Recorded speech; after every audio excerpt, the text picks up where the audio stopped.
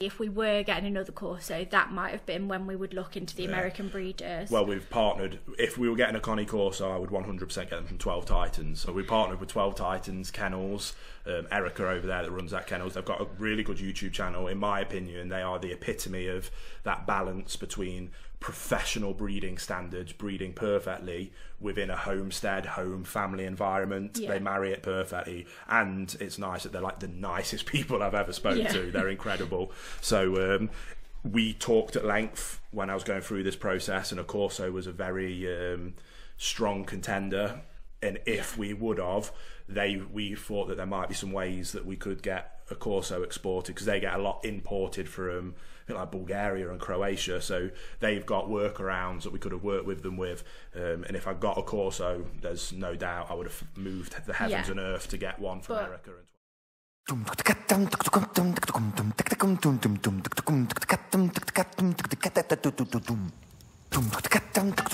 For those of you tuning in for the first time, I'm Erica, and my family and I raise and breed Cane Corsos on our homestead property.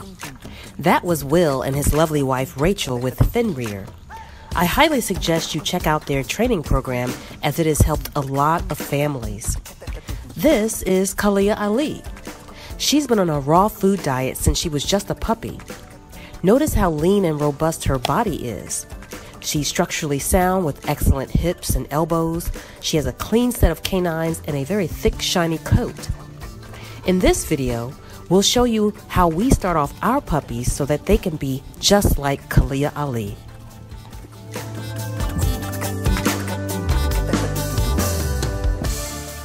So I've been getting a lot of questions about what we feed our puppies when they first start to cut their teeth and it's time to introduce them to solid foods. When do we feed them raw for the first time? And surprisingly enough, most people think that they are not to eat raw until they're older. And my question back to them is always, well, what do you think that we feed them to begin with versus later on when they get older, which I think is pretty funny.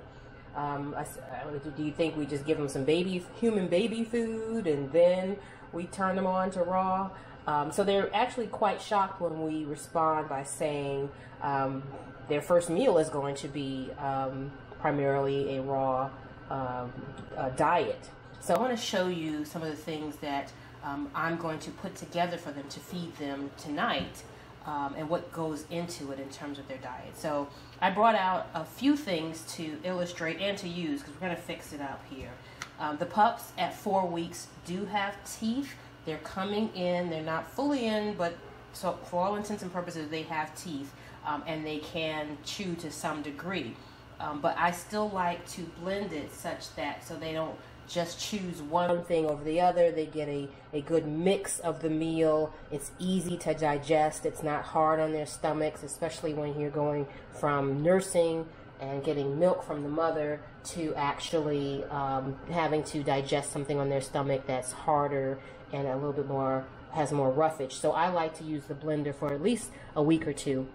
I might even still use the blender as we add more items. So tonight I have brought out my ground beef, and I want to show you what I've gotten. This can be purchased pretty much anywhere. It's regular ground beef. I did not get anything too extra lean. It's an 80-20. There is some fat. I actually do want a little fat in it because they need it to grow. So I had already taken out bits of this particular package and put them into individual little baggies, because I'm going to feed them this. Some of them I've packed away and froze so that they would keep, and others I keep in the refrigerator. So we're going to use that. Okay, so I put the other ground beef up so that it won't go bad. And now I'm going to open up the package that I had specifically made for tonight's meal. And I'm going to just put that obviously straight into the blender. Nothing complicated there. So let me show you some other components and ingredients that are going to be in our meal. First thing is the base, goat's milk. So condensed goat's milk is so much better for the puppies in terms of their digestion because it's lactose free, and the condensed component of it really packs in the fat that they need, and it's really good for them. So I really like to give them the goat's milk. I've already have some that a can that was already open, so I'm going to put that in there. Now, I don't have a magical recipe that says put 2 parts goat's milk, half a quarter of a pound of meat. I just kind of wing it based upon what I like to put in. But right now I'm using about 2/3 of the can of condensed goat's milk, and I'm going to add water anyway. I also brought this out to show you that if you can't get the goat's milk, or it's expensive, because it really is, it's almost $3 a can, and this could be just for one meal. So if you think over a week's period, that's a lot of money, and you don't get a lot of bang for your buck for that. You could actually switch to this lactate, which is lactose free, and it still gives them a fair amount of fat. The whole milk lactate, they make obviously the 2% and no fat, but why get that? You're getting it for them to get that fat. So I brought this out to show you that there are some alternatives. I also will put in a raw egg, and this is the part where I am super excited to share with you guys. These are eggs that we actually have produced on our homestead. For a lot of other folks that already have farms and homesteads, yeah, whoop, big deal. For us, these represent a lot of work that has gone into a year of having our homestead and still trying to acclimate ourselves and transition here to have the land produce something for us, even as simple as eggs, goes a long way for us, because this means that not only can our family eat, our fur family can eat and be maintained, and to be able to use this for our puppies is a huge milestone for us that, hey, we're proud of.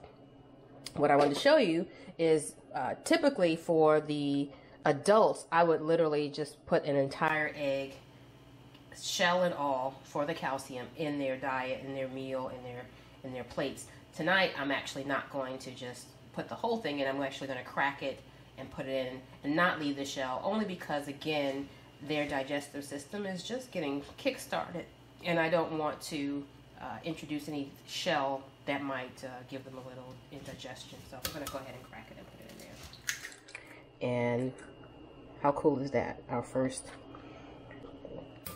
homemade eggs. Homemade.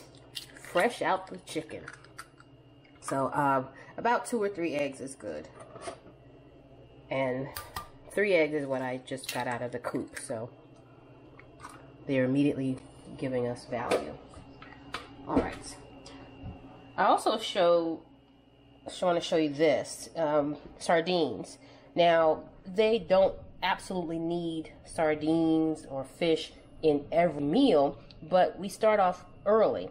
What is good about this is that you can use this in your adult fur baby's diet ever so often, maybe twice a week or three times. But a little bit of this goes a long way, because the fish oils are really good for that, their hips and joints.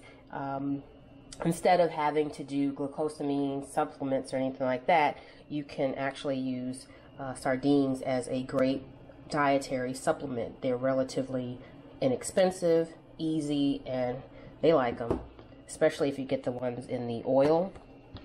So I'm actually going to introduce it to them earlier. I like it because, again, it adds a little bit of viscousness to the, or viscosity to the blend. Doesn't smell that great, but they like it. Let me put this here. I'm gonna get my spoon. Alright, so I'm not gonna put the whole thing in. This is just for illustrative purposes anyway. The rest of it I'll use to give to one of the older dogs. In fact, since Asha is with them, I'll probably just give it to her. Alright, so now we have the eggs, the milk. I'm going to put a little honey in there. The honey is just for a little added glucose. Nothing scientific. I usually just put a dollop in there or so. Now I have already pre-made this rice. It's just brown rice. In one of my earlier videos, I had used white rice, and a couple of commenters were saying, oh, brown is better. And I get that, and it may be because it gives you a little bit of extra nutrients, but at the end of the day, it's just rice, it's starch, and you're giving them, again, calorie boost. So one meal here and there, white rice versus brown, there really is not that much of a difference. And I argue anyone on that one. So I've already pre-made this, and so I'm going to go ahead and put in some, seems like a lot, but once it gets blended up, it won't be that much. And remember, it fluffs up. Okay, so I've got my rice, I got my eggs, and now I'm going to actually add the water. So let me go get the water, be right back. Okay, the last thing I'm actually going to add is a bit of chicken. I have some chicken breasts that are frozen, and so it looks cooked because I was thawing it out, so the edges appear to be seared, but for the most part it's raw. I'm actually going to add this in, so they're going to get a double shot. They're going to get the protein from the ground beef, and they're going to get a shot from a protein from the chicken. So yeah, this is going to be a very scrumptious meal for them. I fully expect them to just actually go nuts for this. And instead of just throwing it in as is, I like to cut it up a bit so that, and it's still kind of hot, so just being careful and touching it. But I like to cut it up. It just helps the blender out a bit. Alright, put that over here. Alright, so one thing also I wanted to show you is, not tonight, but later on as their teeth emerge even further, this is puppy food. This is puppy kibble. And I'm not going to actually state the brand because I'm going to show you what to look for in ingredients that says what are your better options when you do go looking for a kibble of some type. But later on I would add this to it. Some people say you shouldn't add the kibble to the raw, and there's different pH. But in our experience, I have not found that to be an issue to blend it in some kind of way. Even if you have the kibble and you pour a little bit of it over it to give it a little bit of taste. Because if you just give them straight kibble for one feed and then straight raw for another feed, they're going to know the difference, and they may reject the kibble completely and wait for you to feed them the raw. So tonight I will not add it to their meal because this is the first time I'm mixing it up like this. But later on, as their teeth come in, I will go ahead and add the kibble. And it's smaller. It's a puppy kibble specifically for puppies because you can tell it's smaller for their teeth and so forth. Okay, so that's just to show you what we have. So let me go ahead and blend this up. And I'm going to tell you, it's not going to look great. This is not something that's going to be like, oh wow, it's beautiful, I love to eat that. No, this is not one of those mix that's going to look like a stir fry. So here we go.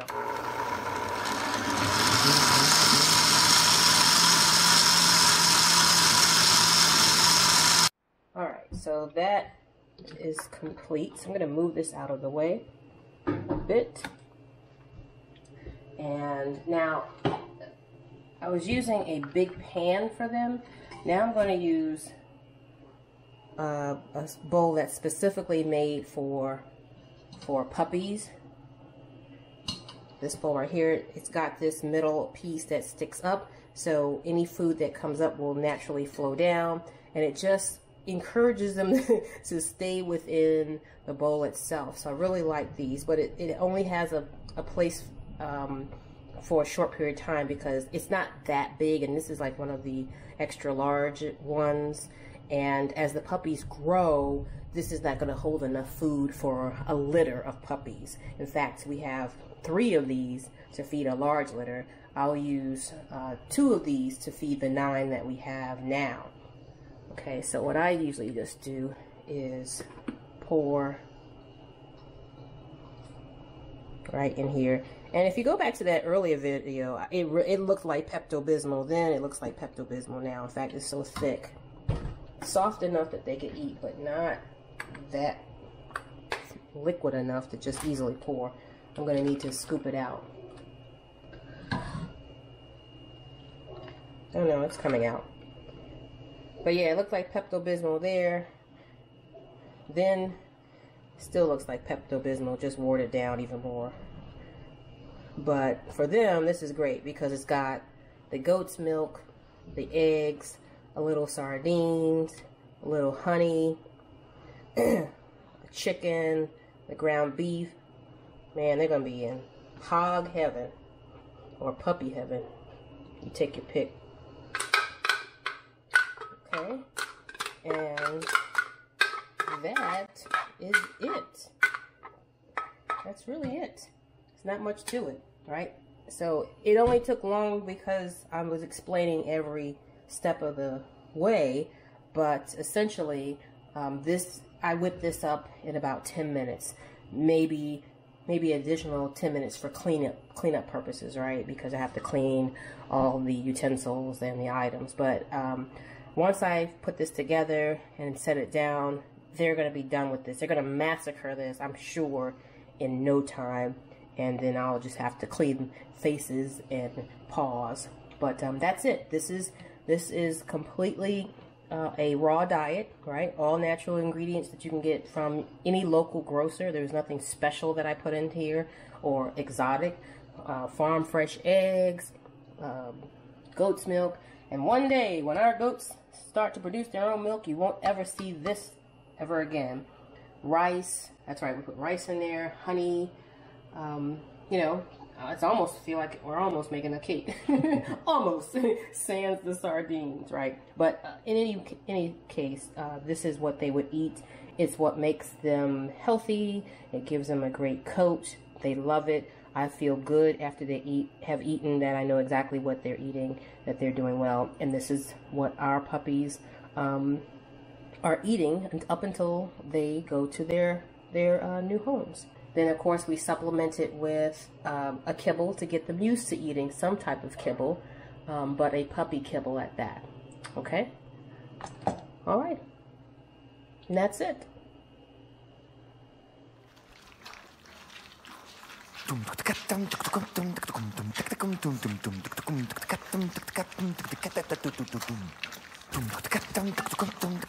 As the puppies grow, we'll no longer blend their meals.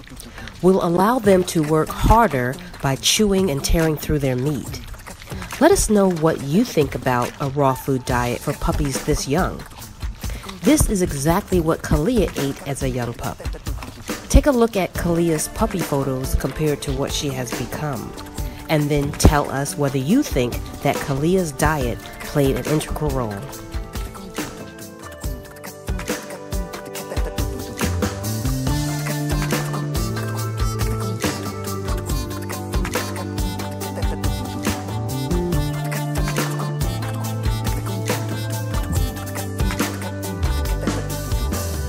Thank you again for tuning in and following us on our journey.